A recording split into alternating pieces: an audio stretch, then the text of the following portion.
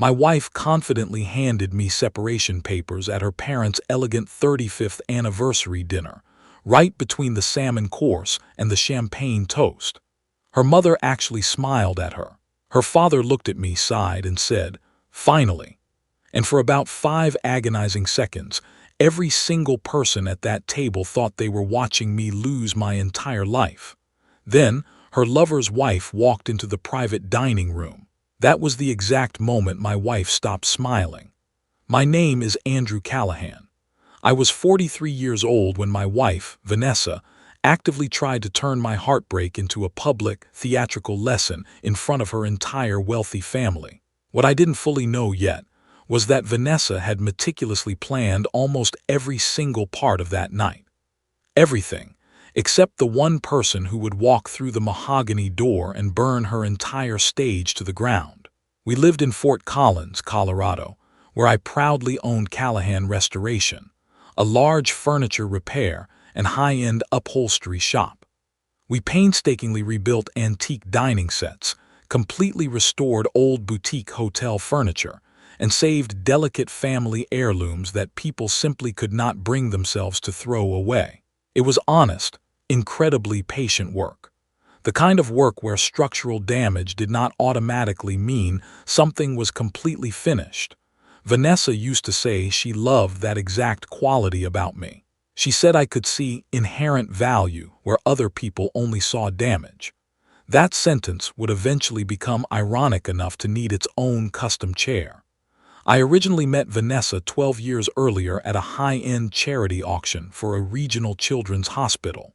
She was 31 years old, aggressively working in donor relations for a massive private foundation, wearing a stunning dark green dress, and holding a silver clipboard with the intense focus of a person conducting air traffic control. I had donated a fully restored 19th-century walnut writing desk for the silent auction, and she came over to sharply ask why I had listed its official age as probably older than everyone in this room, pretending not to check their phones. I told her it was because it was statistically accurate. She laughed, a bright, genuine sound. That specific laugh got me into massive trouble for the next decade. For the first few years of our marriage, we were good. We were really good. She brought a fast-paced elegance into my life. I brought grounding stability. The kind of stability that showed up 10 minutes early, fixed broken things around the house, and always knew which credit card had the lowest interest rate. We bought a beautiful brick house on Maple Ridge Court with a front porch that was too wide to ignore, and a kitchen that Vanessa enthusiastically said felt warm, but not suburban sad. That was actually one of her highest compliments, if you knew how to properly translate her language. We did not have children. At first, we logically said later. Then later quietly became maybe. Then maybe slowly became a heavy silence. I will absolutely not pretend that specific part did not put a microscopic hairline crack in our foundation, but I still firmly thought we were a team. The glaring warning signs started flashing in March. Vanessa became significantly harder to reach on the weekends. She claimed foundation events were aggressively stacking up. Elite donors desperately needed extra weekend attention. Board members were getting demanding, and everything she did was high-touch relationship management. Then there was Graham Pierce. Graham was legally married to Vanessa's cousin, Lydia. That made him family adjacent enough to naturally appear at birthdays, chaotic holiday dinners, baby showers, and every single family event where relatives stand around in kitchens, pretending they are actively helping while secretly eating cheese cubes. Graham owned a slick consulting firm that advised nonprofits on strategic visibility, which basically seemed to mean charging a ridiculous amount of money to tell people their website needed better lighting and photos.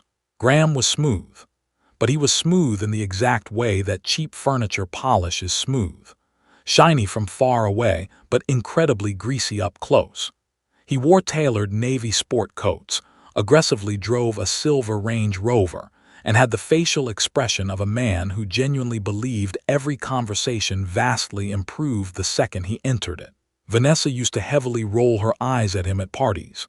Then, very suddenly, she stopped. Suddenly, Graham had brilliant, strategic ideas. Graham deeply understood donor psychology. Graham had a fascinating, modern view on emotional risk. Graham apparently said that some marriages become identity cages. That specific psychological phrase came home with her one Thursday evening and sat at our dinner table like an uninvited, hostile guest. Identity cages, I asked, looking up from the beef stew I had spent 2 hours making, because apparently I still foolishly believed in feeding the woman who was emotionally rehearsing my funeral. It means people sometimes become completely trapped in old versions of themselves to please their partner, she said, cutting her carrots aggressively. Did Graham say that deep thought before or after billing someone $500 an hour? She did not laugh. She didn't even smile. That was another massive warning sign. If you are watching this video, please hit that subscribe button to join the Story Siren community and let me know in the comments where you are watching from. Because what happened next is a masterclass in how to dismantle a narcissist's trap using nothing but the cold, hard truth. My best friend, Trevor Lane, noticed the bizarre shift, too.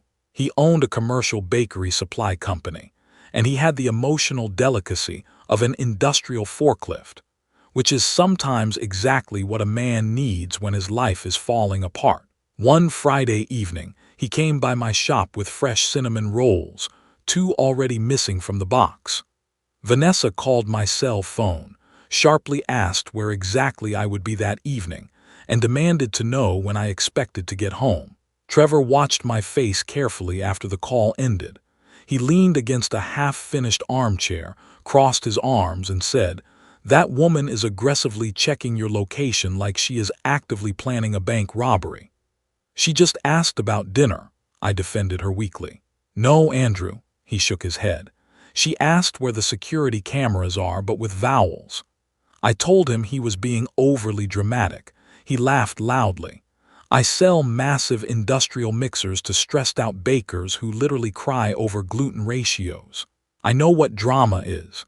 This smells significantly worse." The very first piece of hard evidence came from a simple hotel receipt. I handled all of our household financial expenses because Vanessa absolutely hated money clutter, which essentially meant she liked spending it infinitely more than tracking it. One Tuesday morning, I was reviewing our joint credit card statement when I saw a massive charge from the Alder House, a trendy, highly discreet boutique hotel downtown. $286 for a Saturday night. Vanessa had specifically told me she was staying over at her friend Marcy's house after a late foundation gala because she had drank too much wine and did not want to risk driving home. When I calmly asked her about the strange charge that evening, she barely looked up from her glowing phone screen. "Marcy's guest room flooded. A burst pipe. The hotel was just easier than waking you up." "Why didn't you just tell me that?" I asked. "Because I knew you would do exactly this, Andrew. Ask a million questions. Interrogate me. Turn everything into a massive suspicion." That was the very first time I heard the newly drafted version of myself. In psychology, cheaters often engage in character assassination to justify their betrayal to themselves. Apparently, overnight, I was deeply controlling. I was emotionally unavailable. I was far too focused on my restoration work. I was too practical. I was too much of one thing and not nearly enough of another. And I was conveniently responsible for every single locked emotional door she had actively started building between us. I immediately stopped arguing with the fictional version of me she was aggressively describing and started paying very close attention to what she actually did. Saturday foundation events suddenly became incredibly regular. Boutique hotel charges quietly appeared twice more on different cards. A mysterious restaurant receipt for 2 showed up from a place Vanessa had once specifically told me was far too intimate and romantic for boring work dinners. Graham started frantically texting her during family events, and Vanessa started finding transparent reasons to step outside onto patios for fresh air. At her parents' massive house in June, during a tense Father's Day lunch, I sat at the table and watched Graham's phone buzz continuously. He glanced down at the screen, then shot a quick look toward the hallway. Exactly 30 seconds later, Vanessa announced she needed to go check on the pie in the kitchen.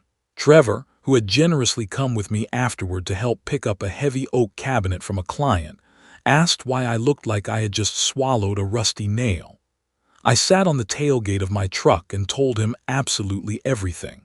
He listened without interrupting once, which was unusual enough that I knew he was taking it incredibly seriously. Then he cracked his knuckles and said, "Okay, we do this incredibly boring." "Boring?" I asked. "Boring saves men from prison, Andrew. Exciting gets you on the evening news wearing the wrong shirt." That became our absolute rule. No yelling. No showing up at boutique hotels to catch them in the act. No violent threats. No dramatic, cinematic confrontations in dark parking lots. We quietly collected the facts. I printed the bank statements. I saved the restaurant receipts. I wrote down the exact dates of her foundation galas, and I built an ironclad timeline from information that was already sitting right in front of me. No illegally following anyone. No hacking into private, locked accounts. The mathematical pattern made my stomach feel violently sick every single time it became clearer. Then, Vanessa finally made her arrogant move. Her parents, Robert and Elaine Whitmore, were planning their lavish 35th anniversary dinner in late July. They had booked a private dining room above a very expensive, trendy restaurant called Juniper and Stone. Vanessa became unusually, aggressively interested in making absolutely sure I attended. "You absolutely cannot work late at the shop that night," she demanded one morning. "I wasn't planning to," I said. "And please, Andrew, wear the tailored charcoal suit, not the brown jacket." "The brown jacket offends your ancestors," I joked dryly. "It is a very nice dinner, Andrew. Dress appropriately." What she actually meant was, dress properly for your own public execution. The week before the dinner, Vanessa carelessly left her phone charging on the kitchen island while she took a shower. A text message preview illuminated the screen. It was from Graham. "After Saturday, we can finally stop hiding." I did not open the phone. I absolutely did not need to. Saturday was her parents' anniversary dinner, and suddenly, her manic insistence that I attend made perfect, horrific sense. This was not just going to be a private separation. She was actively planning an audience. She wanted a stage. I took a high-resolution photo of the hotel charges on my desk and called Trevor. He arrived 20 minutes later with black coffee, a yellow legal pad, and powdered donuts. Because apparently, severe betrayal requires fast carbohydrates.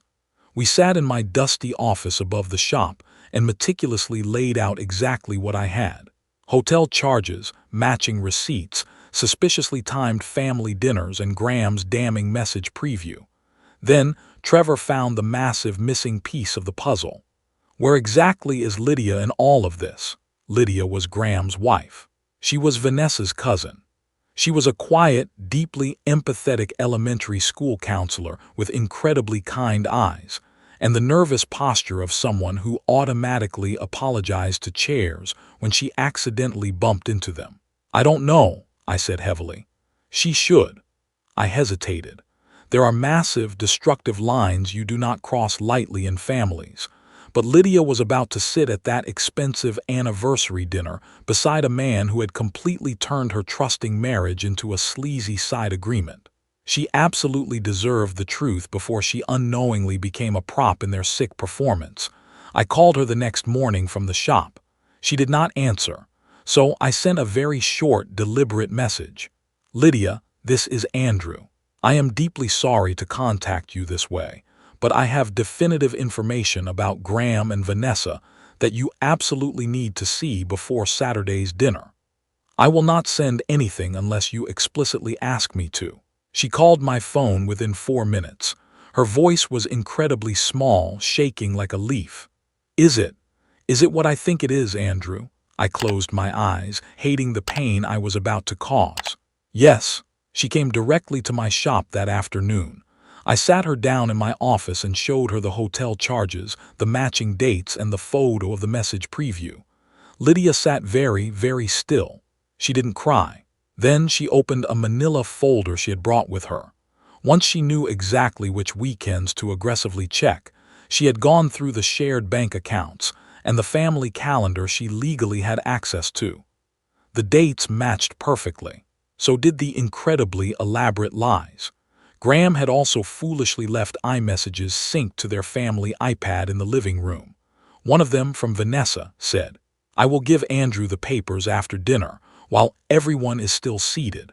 Another message from Graham said, "Men like Andrew only understand consequences when the room actively stops protecting them." Lydia stared down at that arrogant sentence for a very long time. "I asked him just last month if there was someone else," she whispered, her voice devoid of emotion. "He told me I was crazy. He told me I was projecting my own trauma because of my parents' messy divorce." In psychology, that specific tactic is called gaslighting, manipulating someone into questioning their own sanity to protect a lie. That made me angrier than anything I have seen in this folder. It wasn't loud, screaming anger. It was the terrifying kind of anger that goes completely quiet because it has serious work to do. Lydia looked up at me and asked exactly what time Vanessa planned to give me the papers. "After dessert," I said. She looked at Graham's message again. "Then do not tell anyone you spoke to me today." "Why?" I asked. "Because," her eyes turned to absolute steel, "I want to hear exactly what they say about me before they know I am coming." Saturday arrived with weather that was far too beautiful for the destruction that was coming. Juniper and Stone had a stunning private upstairs room with exposed brick walls, warm amber lights, crisp white tablecloths, blue hydrangeas, and long windows overlooking Old Town. The entire room looked incredibly expensive, deeply tasteful, and entirely emotionally underinsured. Vanessa wore a pale gold silk dress I had never seen before. Graham wore a sharp, dark blue suit. The chair directly beside him was noticeably empty. He confidently told everyone at the table that Lydia had a severe migraine and sent her deepest apologies. Vanessa barely reacted to the lie. Graham smiled. Robert and Elaine greeted me politely, but with a very strange, cold stiffness. Elaine kissed Vanessa's cheek and whispered something encouraging that made my wife smile triumphantly. That interaction confirmed it. They absolutely knew she planned to leave me tonight, but they did not know why. The dinner took forever. Every course felt like chewing glass.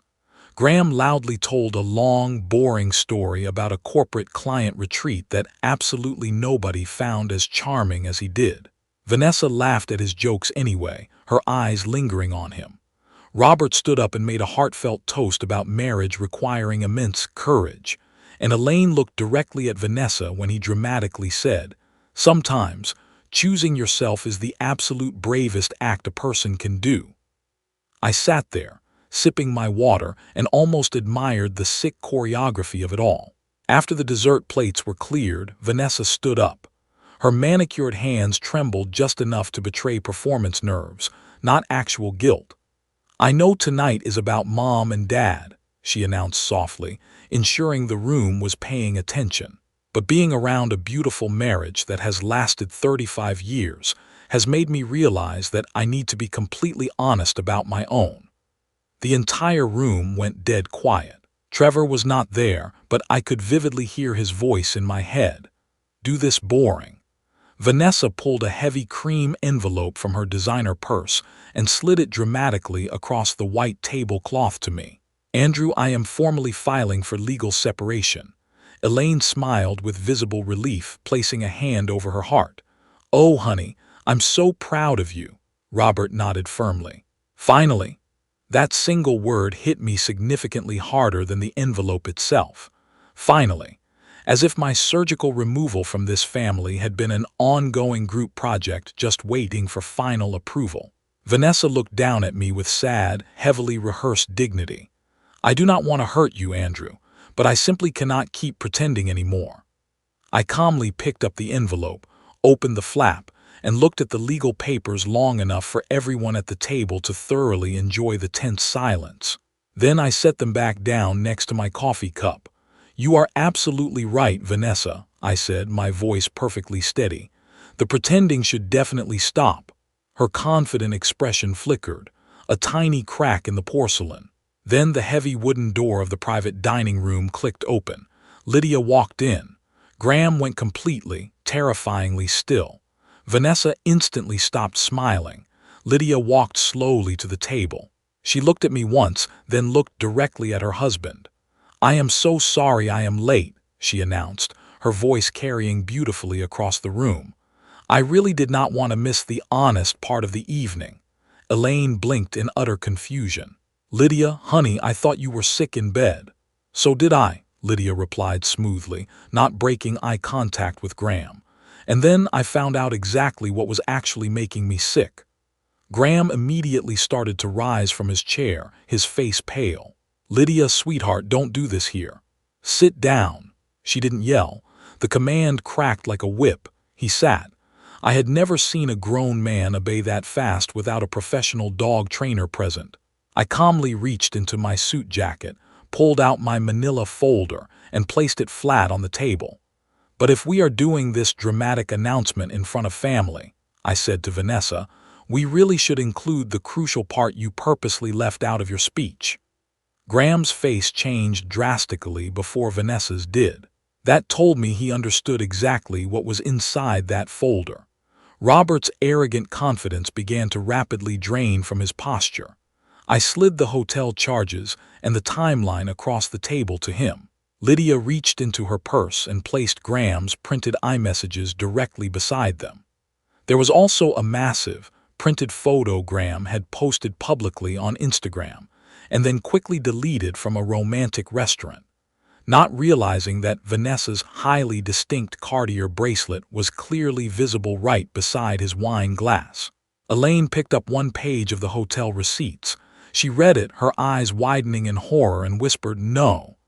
"Yes," Lydia said, her voice shaking with absolute rage. "Your perfect daughter has been having an affair with my husband for 6 months." The room completely exploded. It was not loud at first. True psychological shock does not always start with immediate shouting. Sometimes it starts with silver forks being set down very carefully, chairs being pushed back slowly, and breath violently catching in throats. Then Elaine slowly turned to her daughter. "Vanessa!" "Graham!" Vanessa immediately began crying. Not the elegant tears from earlier. I did not mean for it to happen. It was an accident." I almost laughed out loud, but not because anything was funny. "You booked the exact same luxury hotel suite 3 Saturdays in a row, Vanessa," I said coldly. "That is not an accident. That is a loyalty rewards program." Someone made a strangled, choking sound. It might have been Robert. Graham desperately tried to stand up again, raising his hands in surrender. Lydia pointed a shaking finger right at his chest. "I said sit down." He sat again, looking like a cornered rat. Robert looked over at me, the hotel papers literally shaking in his aging hands. "You knew," he stammered. "You knew for weeks, and you let her do this here. You let her make a speech." I looked down at the cream envelope Vanessa had so dramatically given me. "She arrogantly picked the stage, Robert. I just brought the lighting." Elaine covered her mouth with both hands and started crying. Not the quiet, elegant kind of crying. The full, collapsing, hyperventilating kind. Because exactly 5 minutes earlier, she had been incredibly proud that her brilliant daughter was finally leaving a man she considered far too ordinary and boring. Now, she was looking directly at the cheating husband of her own niece, and fully understanding what she had just loudly encouraged. Lydia gathered her printed documents with remarkably steady hands. "I am leaving," she announced. Graham reached out desperately for her arm. "Lyd, please." She took a violent step back. "Do not ever touch me again." Then she turned and looked dead at Vanessa, who was sobbing into a napkin. "You let me sit right beside you at Thanksgiving dinner while you were actively having an affair with my husband." Vanessa sobbed louder. "I'm so sorry, I'm so sorry." "No," Lydia said, her voice dropping to absolute zero. You are exposed. Those are two very different things. That incredible line deserved a bronze plaque. I left the room shortly after. I didn't leave dramatically. I didn't leave with a final, cinematic speech. I simply stood up, put Vanessa's separation papers neatly back into the cream envelope, placed it on her plate, and said, "Have your attorney contact mine on Monday." Elaine desperately tried to say my name through her tears. I did not turn around.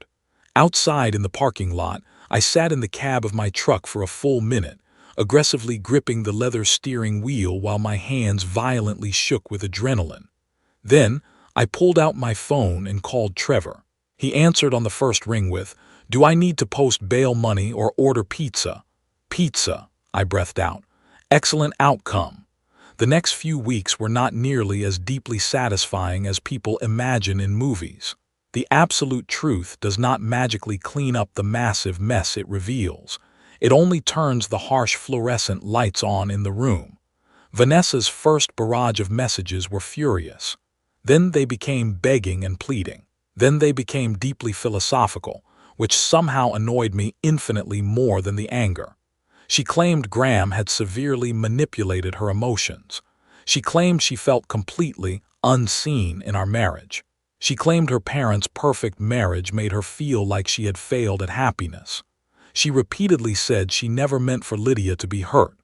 I took screenshots of everything, sent it all to my attorney, and answered absolutely nothing personal. Graham forcefully moved out of his house within days. Months later, I heard his consulting firm had lost several massive, lucrative nonprofit clients after the messy details of the affair became widely known in their social circle. I never once contacted a client or actively helped the scandalous story travel. I had more than enough trauma to clean up in my own life. Lydia filed for divorce very quietly. She and I spoke exactly twice after the dinner, both times strictly about legal documents. She thanked me profusely for telling her the truth before she wasted more years of her youth on a liar. I told her she deserved vastly better than learning the truth from a room full of people. Vanessa's parents took significantly longer to process the fallout. Robert came to my upholstery shop 3 weeks later. He stood near a torn leather sofa waiting for repair, looking 10 years older than he had at the dinner. "I owe you a massive apology, Andrew," he said quietly. I waited, saying nothing. "We completely believed her version of events. She told us you were freezing cold, that you cared far more about your workshop than your marriage, that she had desperately tried everything to save it." "I figured as much," I replied, wiping grease off my hands. He looked down at the sawdust on the floor. "When she handed you those papers, I was genuinely relieved. I thought my daughter was finally escaping a toxic situation." "And then?" I asked. He swallowed hard. "Then I realized she had used her own parents as scenery for a play. That was the very first honest thing anyone in my family had said to me in months."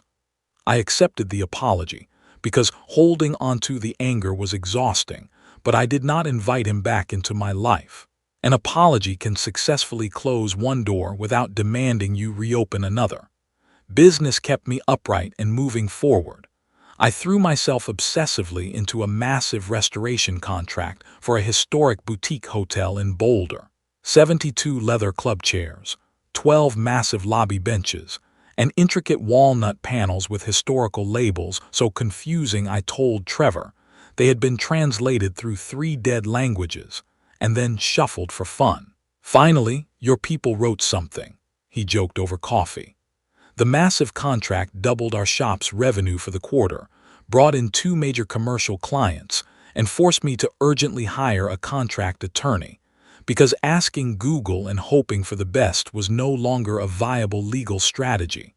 That was exactly how I met Natalie Reed.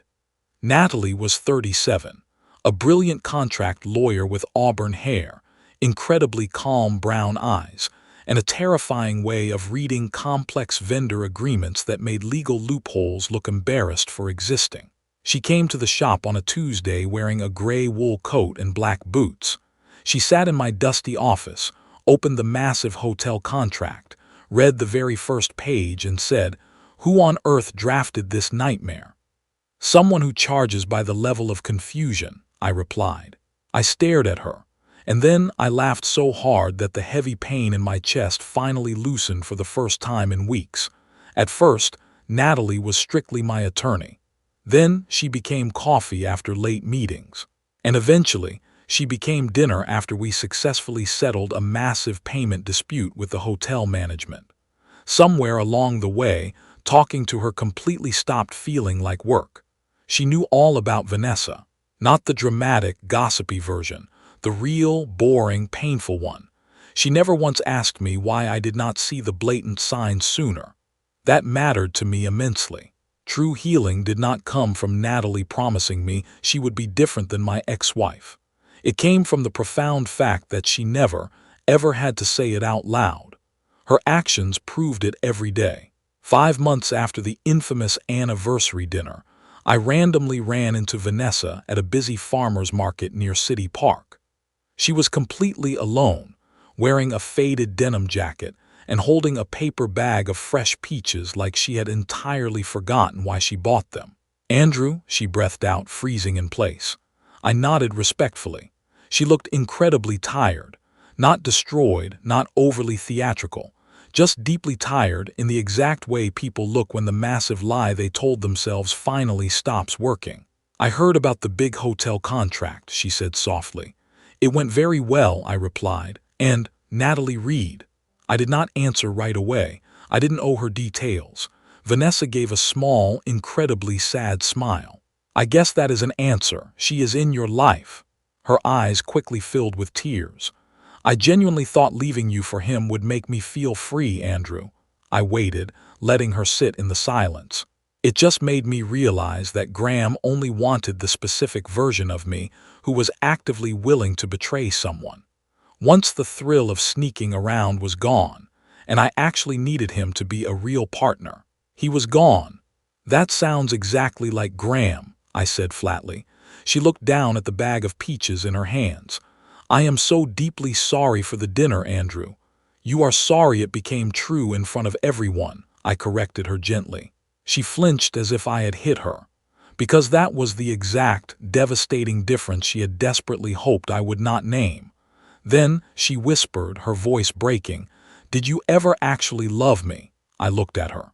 I thought about the confident woman at the charity auction, the stunning green dress, the first time she laughed at my joke, the front porch we had painstakingly painted together. I thought about all the good years before Graham became a thrilling destination disguised as a real feeling. "Yes," I said honestly. "I loved exactly who I believed you were." She cried then, very quietly, no dramatic begging, no theatrical reach for my arm, just pure, unadulterated grief arriving far too late to be useful.